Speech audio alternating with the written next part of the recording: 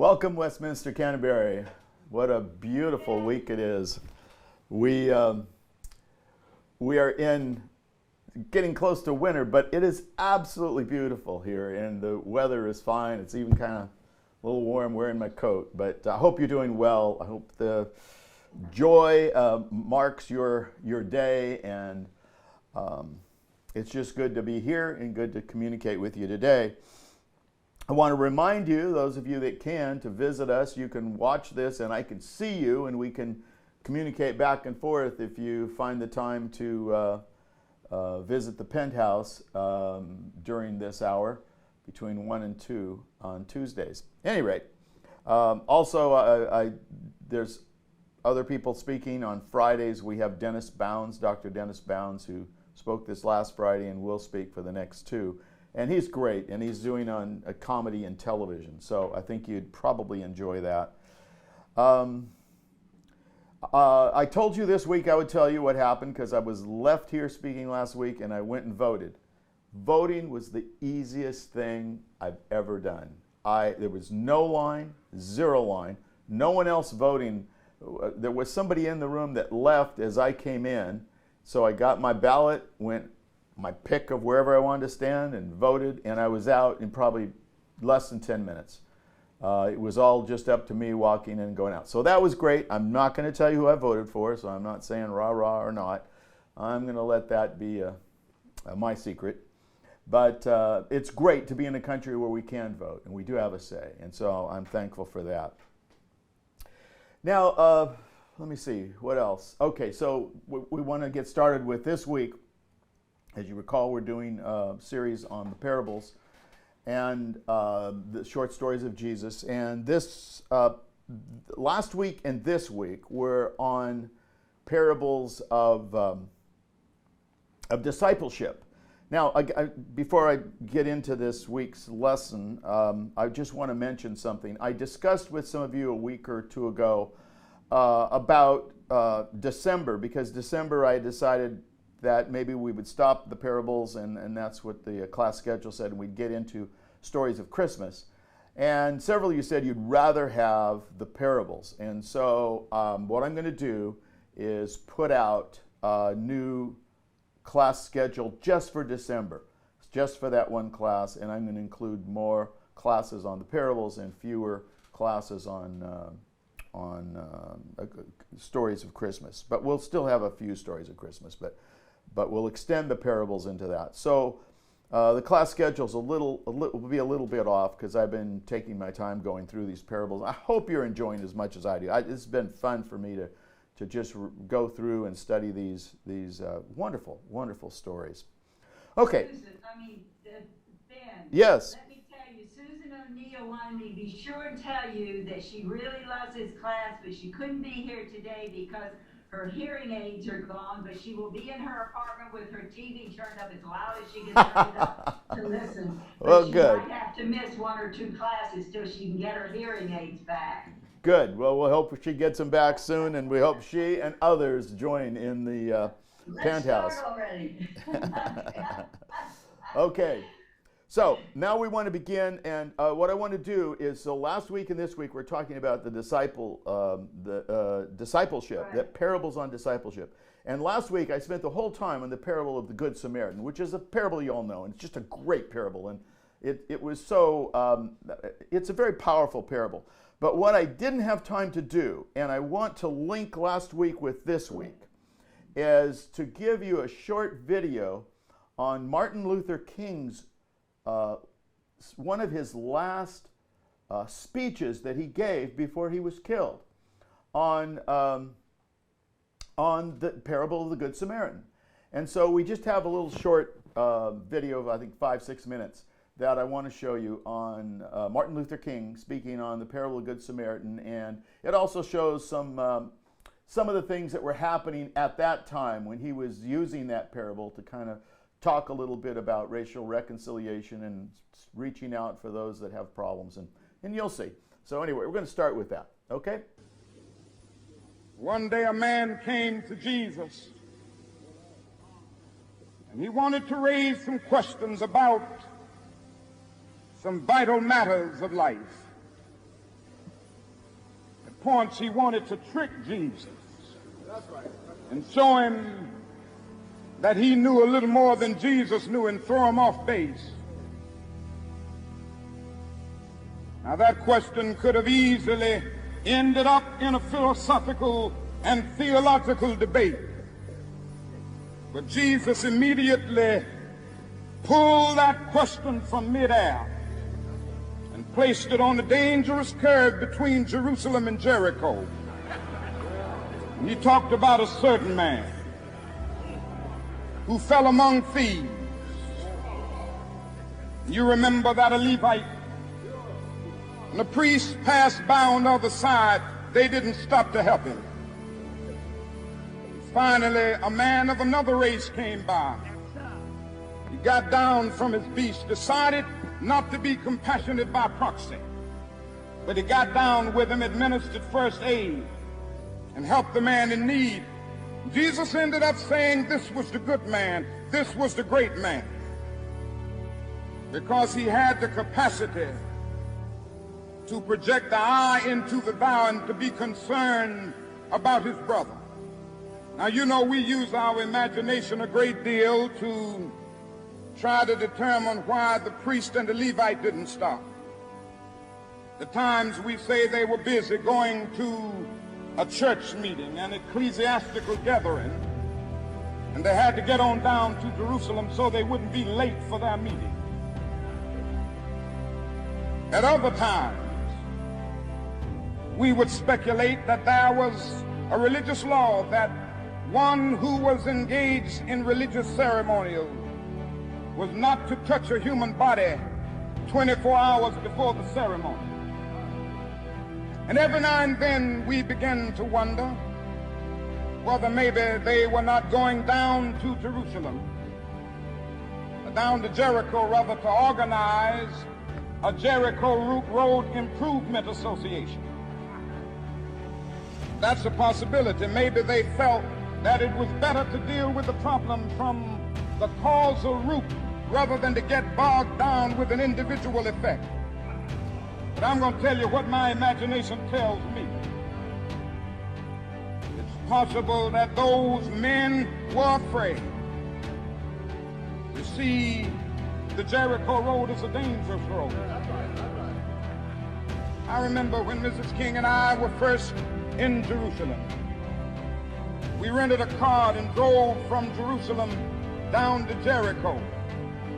And as soon as we got on that road, I said to my wife, I can see why Jesus used this as the setting for his parable. It's a winding, meandering road. It's really conducive for ambushing.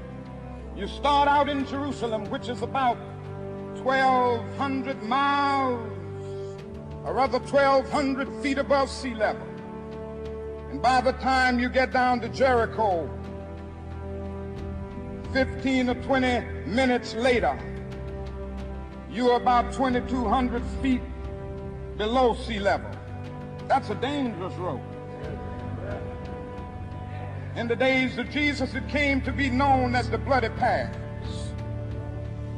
You know, it's possible that the priest and the Levite looked over that man on the ground and wondered if the robbers were still around. Or it's possible that they felt that the man on the ground was merely faking. And he was acting like he had been robbed and hurt in order to seize them over there, lure them there for quick and easy seizure.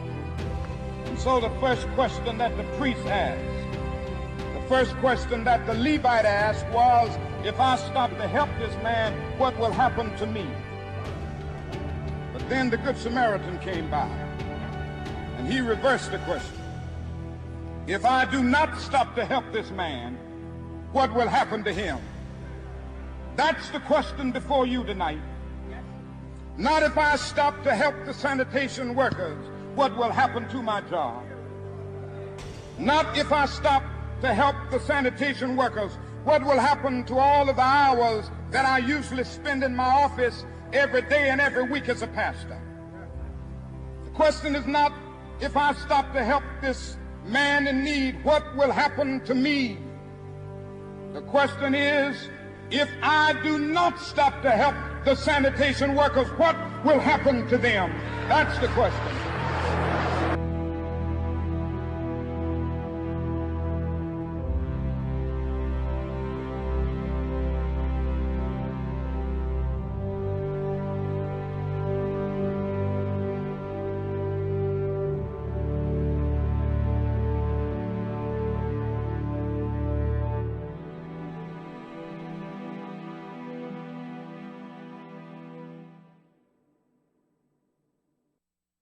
Okay, so very powerful moment in our country's history. And one of the things that Martin Luther King got right is this is, and many other scholars have attested this parable of the Samaritan is an example parable.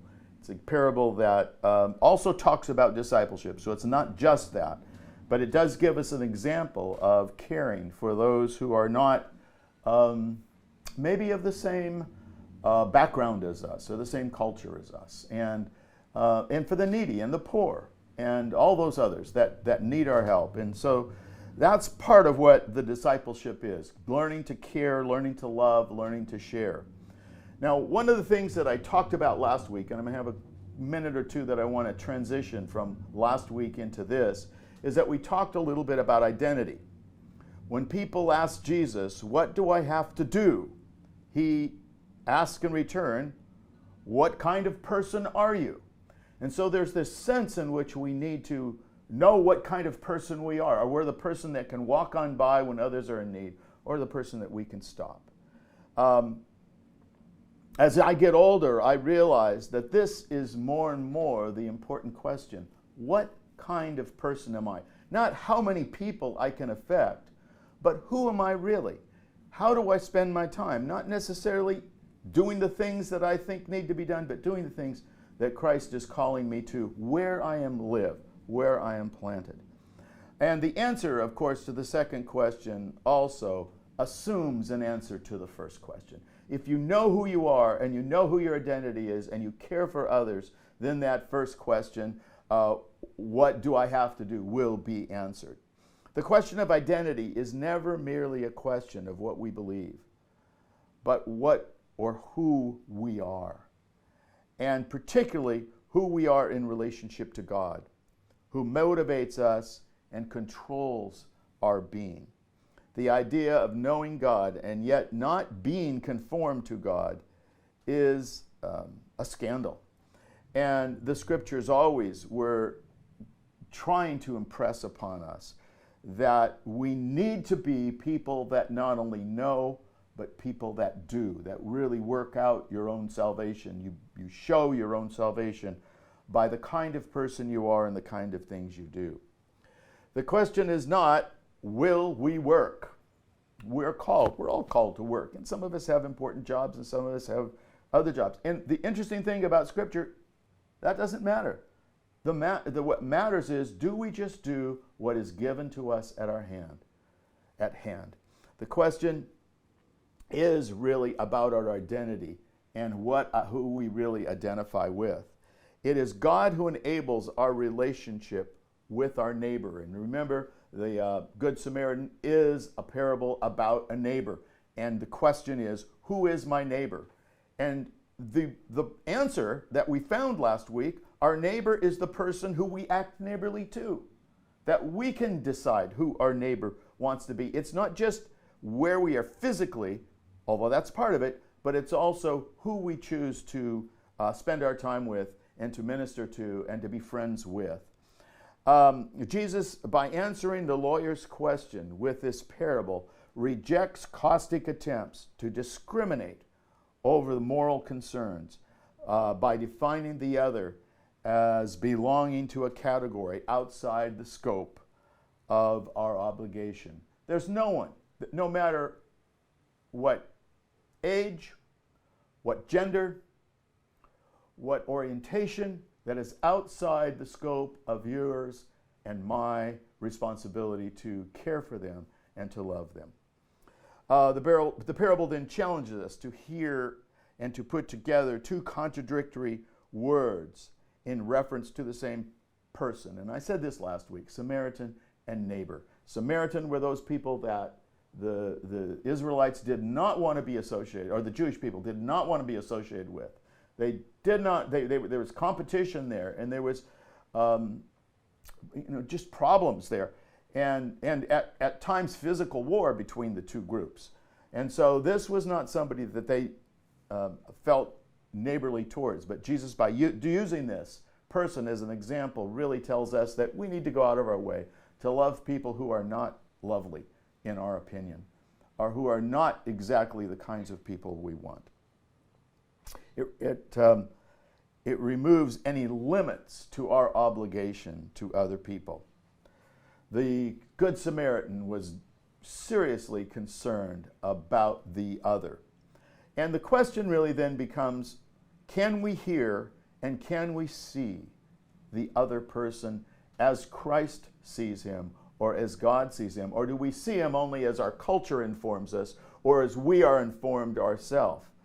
Mercy is a requirement for discipleship of the kingdom of God. Mercy must be demonstrated. And as you remember, this whole idea of mercy comes just a few verses before out of the Beatitudes.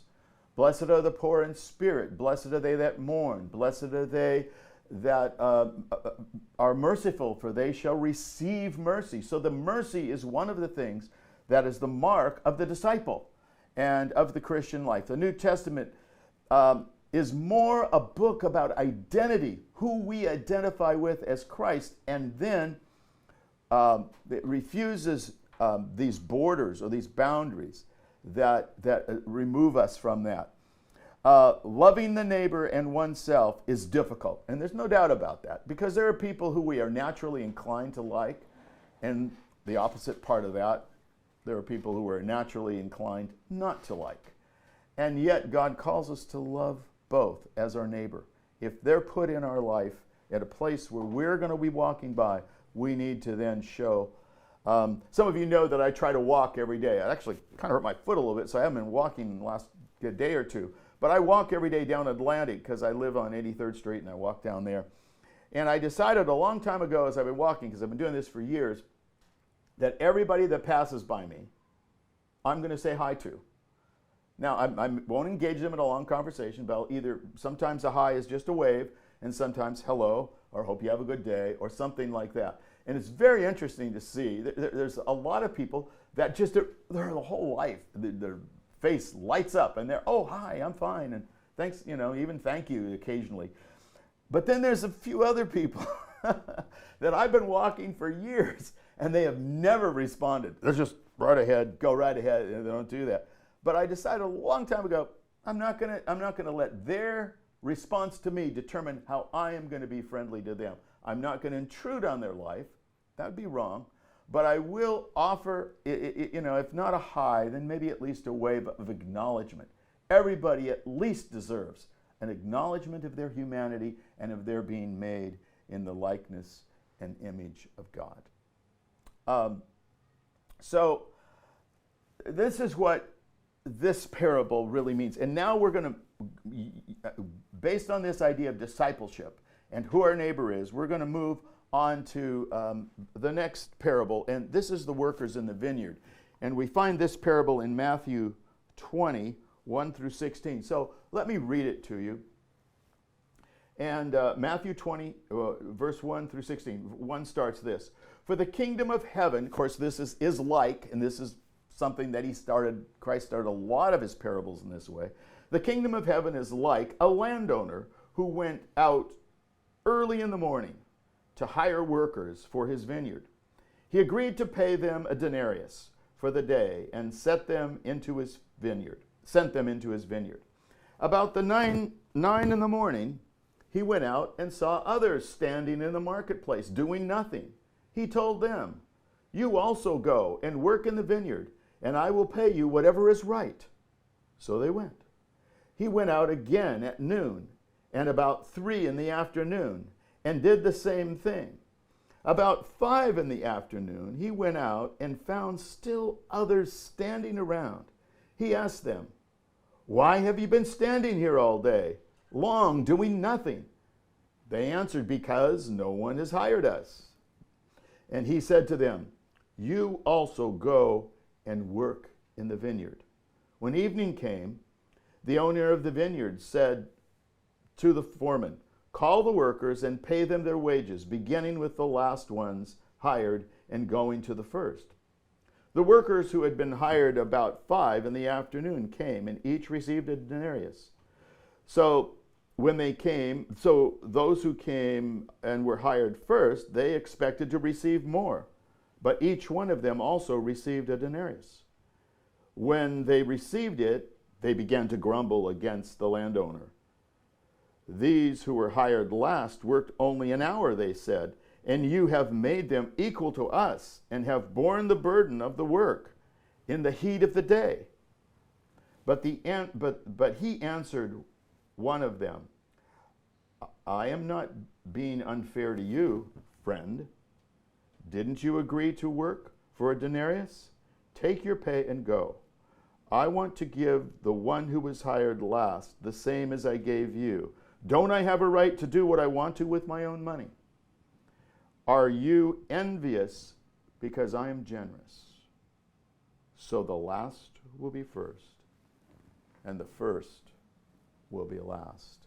Now we're usually pretty familiar with this parable. There is little doubt that this is an indirect narrative, and the introduction included the kingdom of God, posits a reference to the proverb that concludes the parable. You remember the conclusion, verse 16, "The last will be first and the first will be last." Now this is something that Jesus said many times, apparently, in his ministry. The hiring are structured a parallel, these different hirings, the one at early in the morning and the one at 9 o'clock, at noon, at 3, and at 5, all these different hires, they're parallel, they're the same. The time is specific, and the workers were sent to the vineyard. The proverb in Matthew 19:30 and in 20:16 are similar by the words first and last. In Mark 10:31, the identical proverb as in Matthew 19:30, but Luke in 13:30 has the proverb in the correct unrelated to either Matthew or Mark. So what we're saying here is these parables were, and this story was found in all these different Gospels.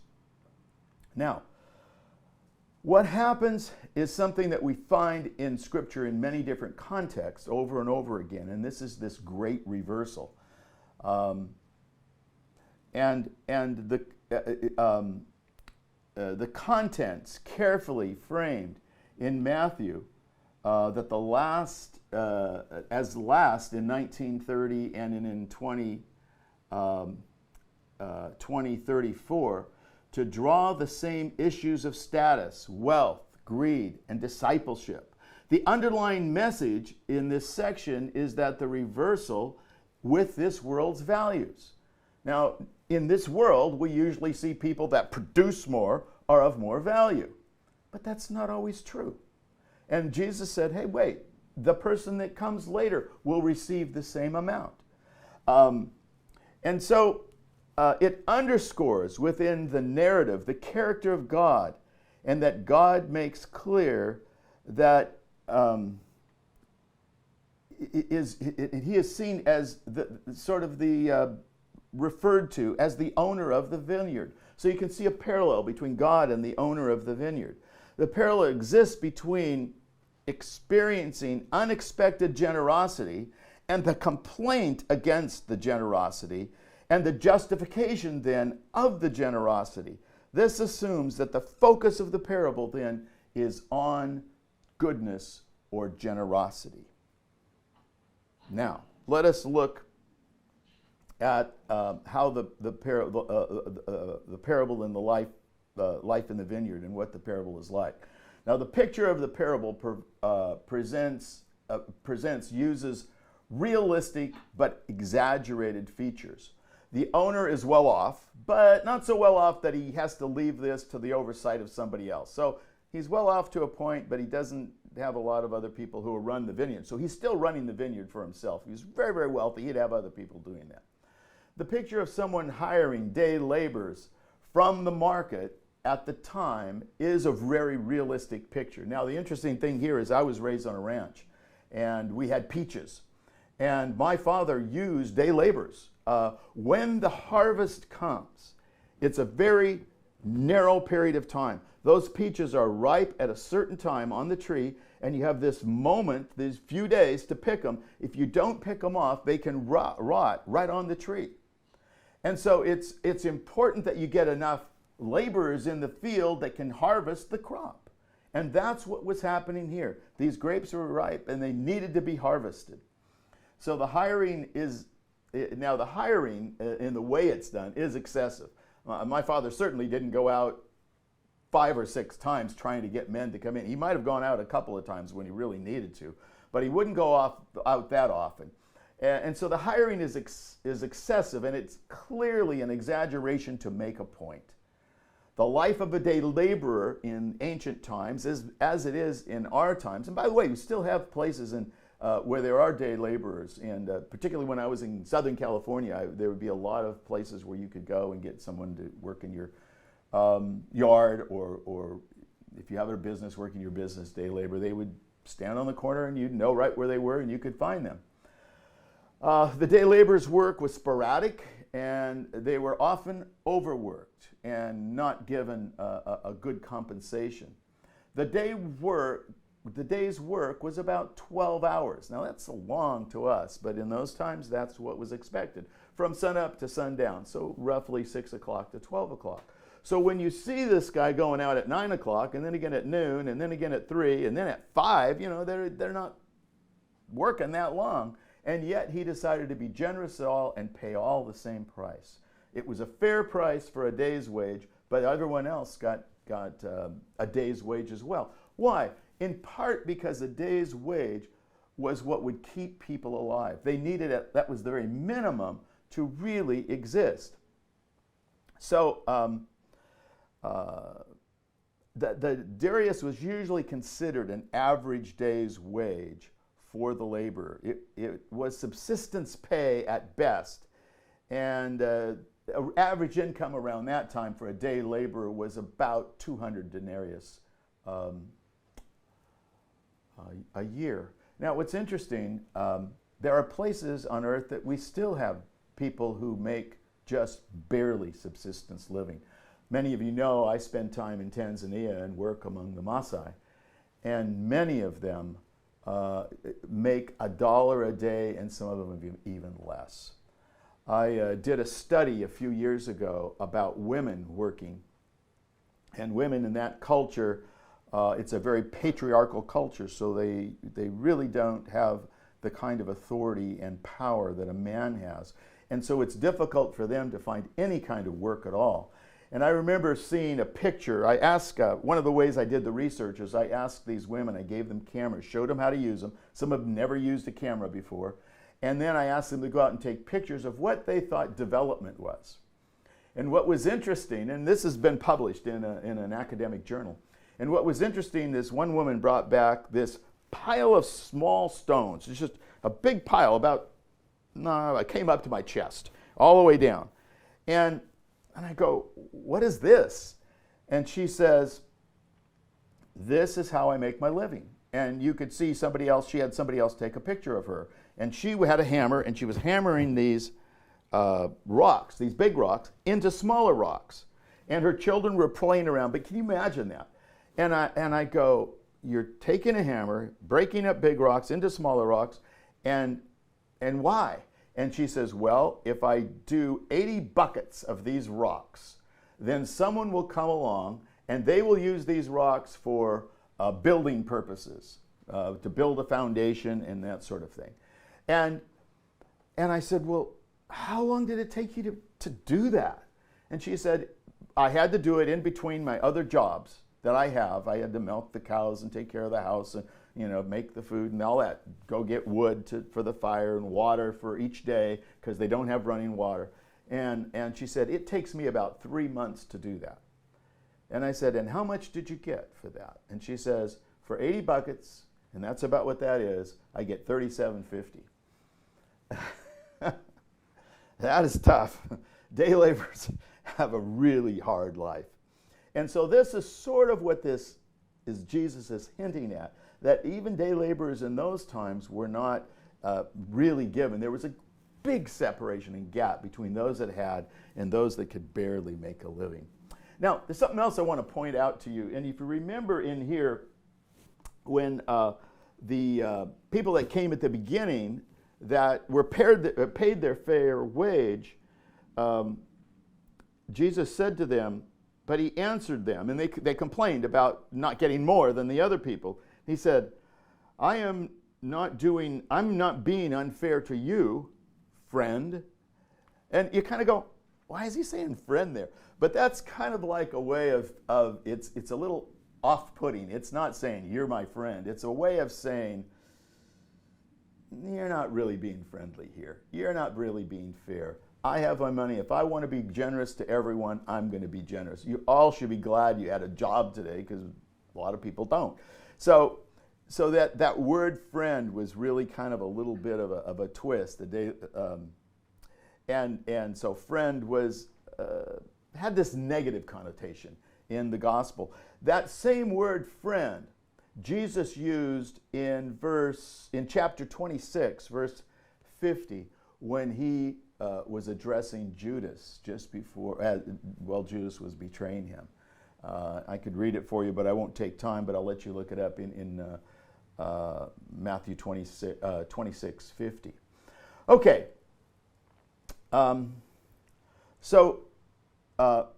Matthew saw that the parable is in some way an example of the proverb, which indicates that human perceptions on rank and without significance and will be stood on their head in the kingdom of God. The great, as I said earlier, reversal. Of course, this is the message of this parable. Matthew indicates that the parable was addressed to the disciples. Now, a lot of times we think the parables were addressed to the Pharisees or the Sadducees or to the larger crowds. But many times Jesus was saying parables really intending for the disciples and these parables. And this is one of the cases. And he was addressing the problem of envy, which makes good sense, especially in light when the disciples frequently discussed who was going to be the greatest. And I know many of you remember that. You know, John and James were talking about who's going to be greatest in the kingdom of heaven. And so there was this idea of who's the most powerful, who's the closest, who's to the power. And he was just saying, no. That's not the right way to think. The right way to think is we're here not to be the powerful, but we're here to serve. Remember, Jesus came as a servant, and that's what confounded the Jewish people. Sometimes, we all have moments, I think, when we differentiate between people, when we see, oh, this person's on the in group and this person isn't. And that's really not a healthy perspective. And in some ways, Jesus is talking about this. Now, one of my favorite authors, you all know, is Flannery O'Connor. And Flannery O'Connor has this wonderful story in her short stories called Revelation. And it takes place, interestingly enough, the beginning of it, in a doctor's office. And in the doctor's office, this young college girl can't stand this older woman who is judging everyone else in the office and putting them in places and judging herself as being very, very powerful. And Bishop Barron, who's one of my favorite ministers and speakers today, has I think it's less than 2 minutes, just a little talk about Flannery O'Connor's story on Revelation. And I just wanted to share it with you right now. So listen to this, because it talks about this story about the very thing that we should not do, is have these categorize people according to our way of thinking who's important and who's not. Hey everybody, it's Bishop Barron. I'm standing here on a beautiful farm in Yorkville, Illinois. It's not too far from my hometown of Chicago. We're on our way to Peoria to finish our filming on Fulton Sheen, but we did a wonderful little stand-up here because we're in Flannery O'Connor's great story Revelation about Mrs. Turpin, and she has to have her sense of self-righteousness sort of broken through. And remember, the girl says to her, "You are a warthog from hell," and the story ends with her on this pig farm, and then she has this great vision in the heavens of the parade of the blessed, and at the very end of the parade are people like herself and her husband, and she says beautifully that even their virtues are being burned away. So it's typical Flannery O'Connor story about someone having their sense of self-righteousness punctured and their sense of their need for a savior awakened. So we thought it'd be good to film here. I got some friends behind me here, making some noise. On to Peoria tomorrow to do the last filming for Fulton Sheen. It's been a great adventure. We've gone from Midtown Manhattan to Washington. We were in Albany. We're in Savannah, Georgia, Milledgeville, Georgia, just yesterday, and now here outside Chicago. So thank you for your prayers. I've been praying for all you guys every night. Pray for us, and God bless you. If you get a chance, I'd recommend that you read Flannery O'Connor. It's a funny story, and the revelation happens at the pig pen, which is so interesting. When she goes back home and she's mad because she had been demeaned by this young lady who threw a book at her, and she's trying to make sense out of it, and she's angry. And we all have moments, even when our friends make us angry. Even when somebody doesn't intend to make us angry, they do. And we just kind of see the little bit within us, and we got to learn to let those moments go and to let forgiveness to come in. One of the things I like about the Christian faith is it gives me something always to work on, because I am so far from perfect, I just can't even begin to think in those kinds of ways.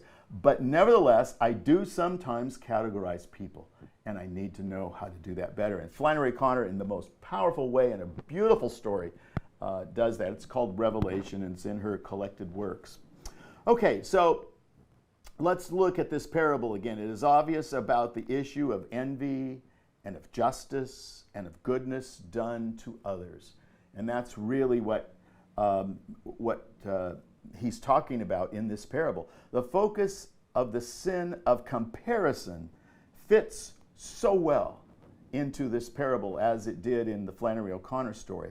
The life of God's kingdom, with its focus on communal love, cannot be experienced if we are comparing ourselves with others and cataloging what is due us and envious of what others receive. And I don't know if you struggle with that, but I do at moments, looking at my own life and saying, what have I gotten out of this? Or what is this? That is the wrong question. The right question is, if we look at the Beatitudes, is what can we give? How can we serve? How can we love? How can we relate to others, and especially others that don't have the means we do?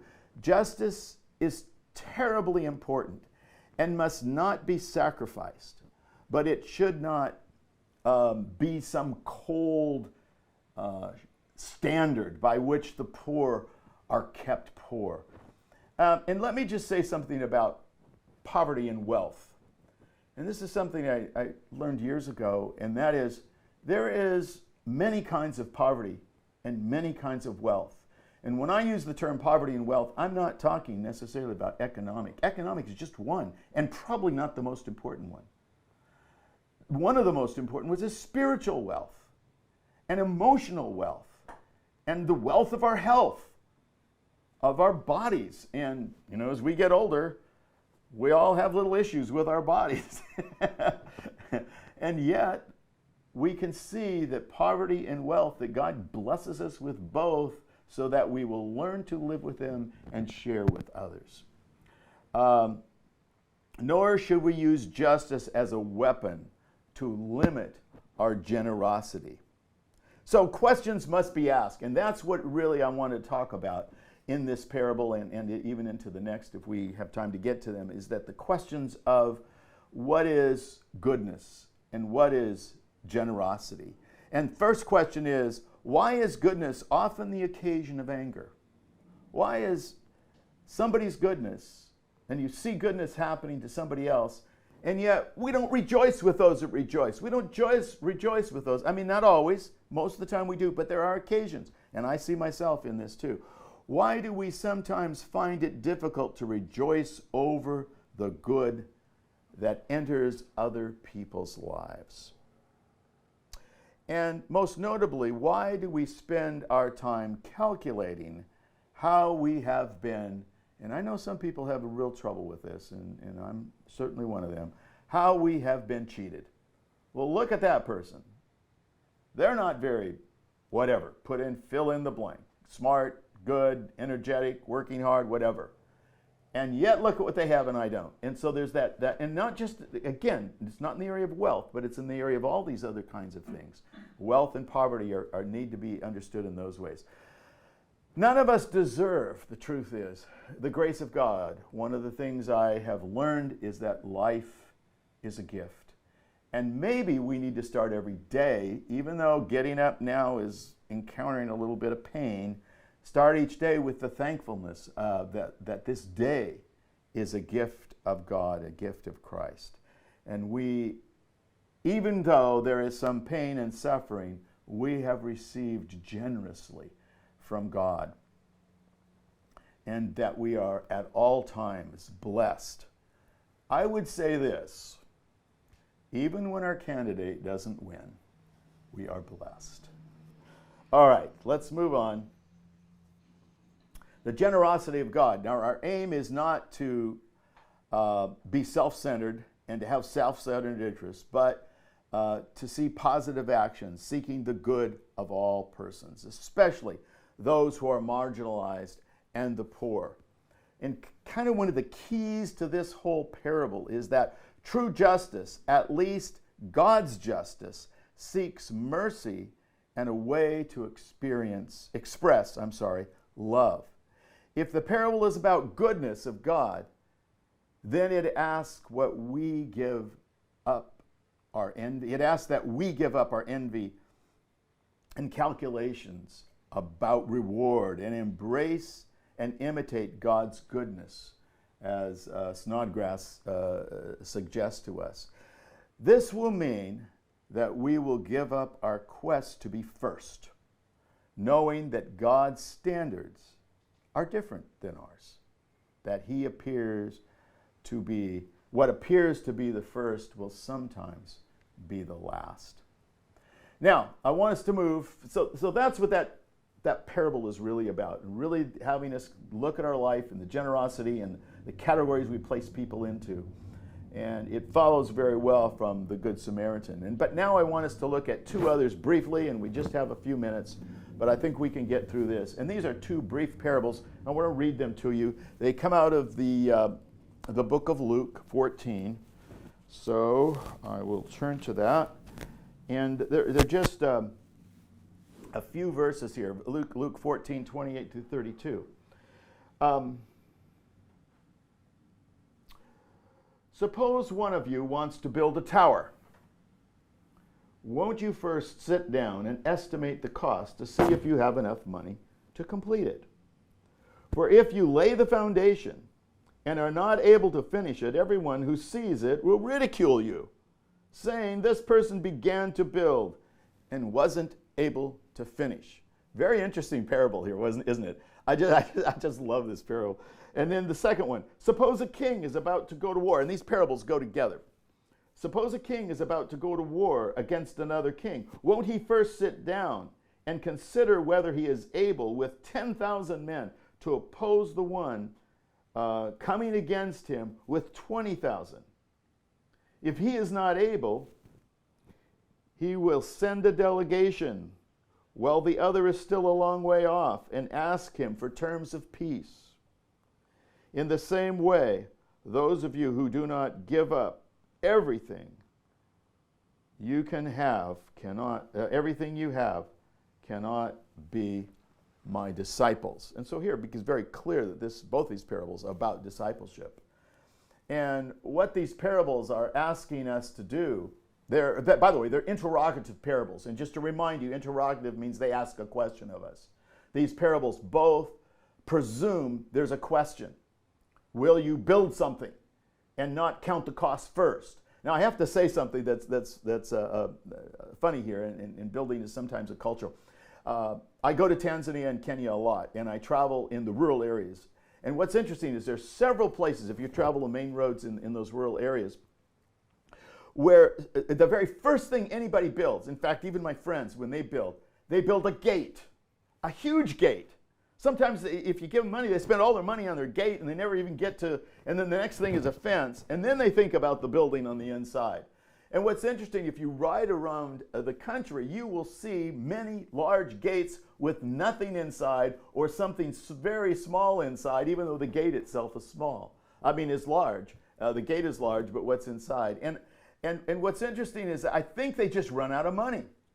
And there's probably reasons for that, and I won't take time to go into that right now. But nevertheless, what a person should do is think, will I really be able to complete this project? And so if you're going to build a tower, you begin in this impersonal way. Suppose one of you, now notice he was talking to people, and so he's talking to his disciples. He says, suppose one of you are going to build a tower. Towers are important in those days. They gave protection, but they also allowed you to see a long ways off and protect things. And then there was the warning to the king, which was a little more impersonal because it says, what king, and so it doesn't talking about you, it says, what king out there? So think a little more objectively out there.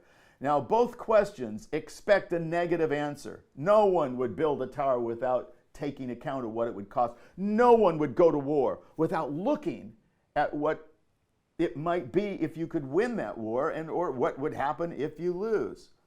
So determining first that they have the capability of fulfilling the plan. And that's what is really looked at here. Now, what these two parables are saying, consider the price. The two parables are parallel but not identical. Both ask about the hypothetical enterprise, analyzing the adequacy of the resources for the task. The focus is on the consequence if the resources are not sufficient. The first engage the hearer or reader directly. The second is less personal, but the stakes are higher. If one builds a tower and they fail to complete it, that person alone bears the brunt of the failure and the consequences.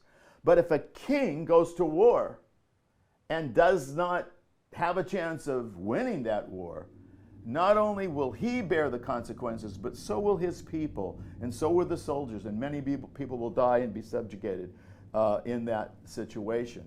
And so what really Christ is turning to is this cost of discipleship. The prominence of giving in the whole section is the idea of, are you able?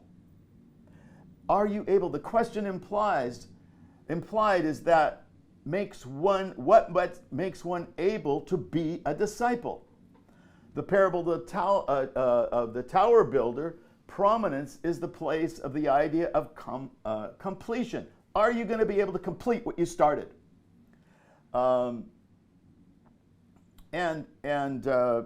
so that's really what the question is. So then in the next slide, we want to see that the prominence is that the structure of the parable is given in this way. And I want to read this. Let me see how much time I have. Okay, we don't have much time, but I'm going to take a couple more minutes. And I want to read more than just the parable, what happened just before the parable, because it gives context. So I'm going to start at verse 14, 25. Large crowd. So this came just, Luke puts this in just before he addresses and writes this parable. Large crowds were traveling with Jesus and turned to them, and he said, if anyone comes to me and does not hate his father and his mother and his wife and his children, his brothers and sisters, yes, even his own life, such a person cannot be my disciple. So he's really saying, consider the importance of this decision and what it might mean for me and what it might mean for you. And then he says, and those who do, and whoever does not carry their cross and follow me cannot be my disciple. Well, you and I both know a cross isn't something easily borne. And that's part of what we're called to be and do, is to carry that cross for Christ. So the narrative has this introduction in chapter 14, verse 25. Then it has the requirements of discipleship in verse 26 and 27. And then it has the twin parables, 28 through 32, which we read. And then it has this saying about the salt, and it's also recorded in Matthew 5:13. Right after the Beatitudes, you remember, Jesus says, "You are the salt of the earth." And it's understood as referring to discipleship in this context, followed by the challenge to hear. And that's so important, as we learned in the last parable we were discussing, how we need to hear and see, not in our own context. Hearing and seeing both have cultural implications. We are taught, even in language, we're taught to see some things in some cultures, and in other cultures, we don't see those same things. And there are actually many scholarly studies done to show how in some cultures, color is very important. In other cultures, color is not as important. In some cultures, size is much more important than others, and that sort of thing. So those are the kinds of things. The whole passage is arranged to promote discipleship and clearly state it is, clearly the statement is not able to be a disciple is at the end of 26, 27, and 28. And let me just read those to you. The end of 26, it says, and let's read 26. If anyone comes after me and does not hate his father, mother, wife, and children, brothers and sisters, and yes, even his own life, such a person cannot be my disciple. And then again, and whoever carries his cross, who does not carry their cross and follow me cannot be my disciple. And then down on 33, if you go down there, whoever of you who does not give up everything, you cannot be my disciple. Now, so what are we saying here? I think what we're saying here is that too often we find it, particularly in the church today, we make discipleship so simple, so easy, so convenient, so comfortable. And there is a joy that springs from Christ alone that is not found or satisfied anywhere else. We get that. We are part of that joy. And God made food, and He made sex, and He made work, and He made all these things for us to enjoy, and we can enjoy them. But nevertheless, there is a cross to be borne. And if we are a disciple of Him, it is hard for us to sometimes take the servant role, to sometimes really listen to people we would probably rather not be bothered with. I love Lewis, C.S. Lewis. One of his favorite sayings that he said is that his ideal situation is in a quiet place by himself with books, reading and writing. He said, the problem with God was the great disturber. God would come and disturb his life. And he says it really bothered him, and yet he knew that this is how he should live his life. So sometimes we have people that come by our life. Now, I know at Westminster Canterbury,